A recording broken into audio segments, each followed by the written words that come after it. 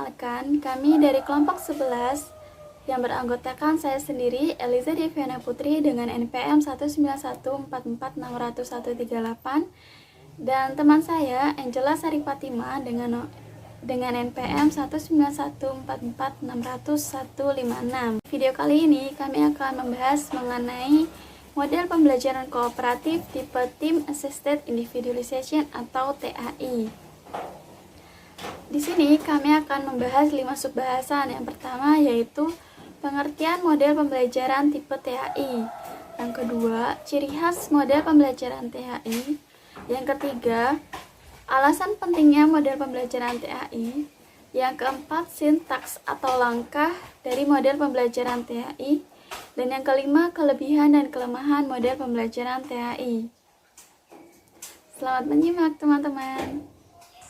Baiklah, langsung saja kita mulai dengan sub pembahasan yang pertama, yaitu pengertian model pembelajaran TAI. Model pembelajaran tipe TAI atau Team Assist Individualization merupakan strategi pembelajaran yang berpusat pada siswa. Model pembelajaran TAI adalah model pembelajaran dengan membentuk kelompok-kelompok belajar kecil yang heterogen, terdiri dari 4-5 dalam setiap kelompoknya. Kemudian diikuti dengan pemberian bantuan secara individu bagi siswa yang memerlukannya. Sebelum dibentuknya kelompok, siswa diajarkan bagaimana bekerja sama dalam satu kelompok. Masing-masing dalam satu kelompok memiliki tugas yang setara. Setiap anggota kelompok dapat mengerjakan satu persoalan sebagai bentuk tanggung jawab bersama. Penerapan model pembelajaran kooperatif TAI lebih menekankan pada penghargaan kelompok, pertanggungjawaban individu, dan memperoleh kesempatan yang sama untuk berbagi hasil bagi setiap anggota kelompok. Model pembelajaran tipe TAI yang diprakarsai oleh Robert Slavin ini merupakan perpaduan antara pembelajaran kooperatif dan pengajaran individual. Metode ini memperhatikan perbedaan pengetahuan awal tiap siswa untuk mencapai prestasi belajar. Selanjutnya saya akan membahas subpembahasan yang kedua, yaitu ciri khas model pembelajaran TAI. Ciri khas model pembelajaran TAI atau Teams Assist Individualization adalah setiap siswa secara individual belajar materi pembahasan yang sudah dipersiapkan oleh guru.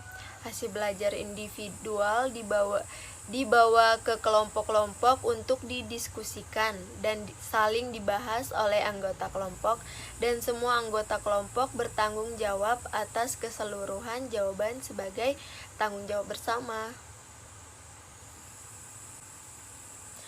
Baiklah, kita masuk ke subpembahasan yang ketiga, yaitu alasan pentingnya menggunakan model pembelajaran TAI. Oke, alasan yang pertama yaitu meningkatkan partisipasi siswa. Mengapa demikian? Karena siswa yang pandai bertanggung jawab terhadap siswa yang lemah. Dengan demikian, siswa yang pandai dapat mengembangkan kemampuan dan keterampilannya, sedangkan siswa yang lemah dapat terbantu menyelesaikan permasalahan yang dihadapi. Dan alasan yang kedua yaitu tidak adanya persaingan antar siswa atau antar kelompok, karena bekerja sama untuk menyelesaikan masalah dalam mengatasi cara berpikir yang berbeda. Senantiasa tidak hanya mengharapkan bantuan dari guru, serta siswa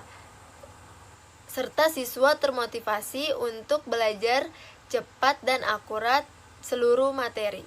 Guru setidaknya menggunakan setengah dari waktunya mengajar dalam kelompok kecil, sehingga akan lebih mudah dalam pemberian bantuan secara individu.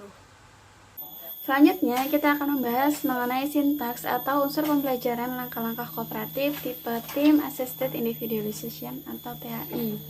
Yang pertama, teams, yaitu pembentukan kelompok di mana siswa dibagi menjadi kelompok kecil yang beranggotakan 4-5 orang.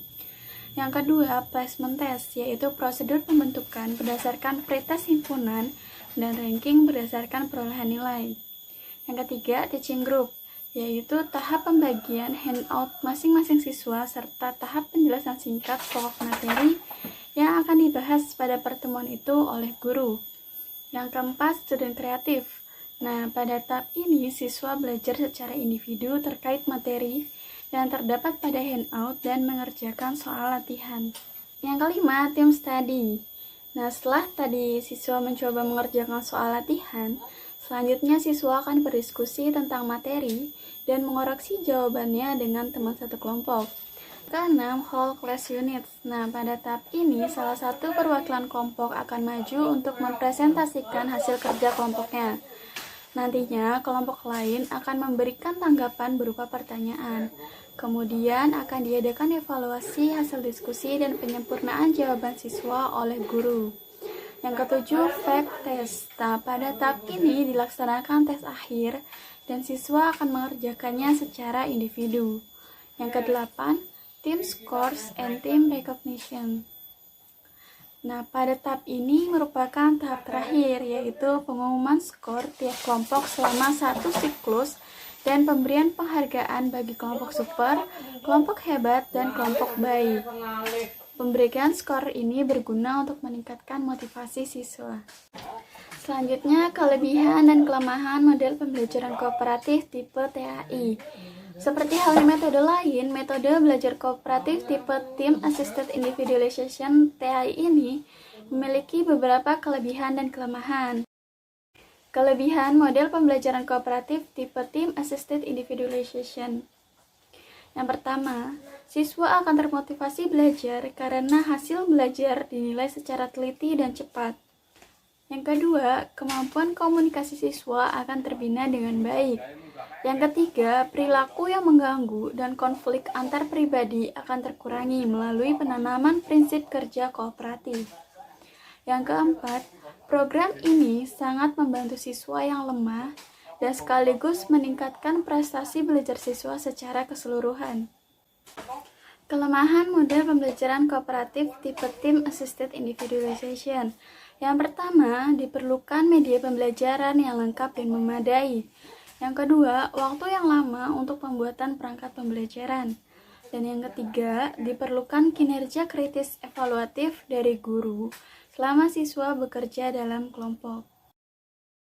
Pembelajaran PPKN, seperti halnya dengan pembelajaran lain, memerlukan variatif model pembelajaran sebagai alternatif untuk mengatasi permasalahan-permasalahan yang kerap muncul ketika pembelajaran berlangsung. Permasalahan tersebut seperti kurangnya keaktifan siswa dalam mengikuti pembelajaran di kelas, atau siswa yang memiliki kemampuan lebih memahami materi akan lebih dulu mengerjakan soal dan enggan memberi bantuan kepada temannya yang belum mengerjakan soal. Berdasar pada penjelasan sebelumnya, dapat kita simpulkan bahwa model pembelajaran Team Assisted Individualization ini dapat diterapkan untuk mengatasi permasalahan-permasalahan tersebut. Dan tipe pembelajaran ini sangat cocok untuk diterapkan di sekolah dasar untuk tingkat kelas tinggi kelas 4, 5, dan 6. Sekian video penjelasan dari kelompok kami.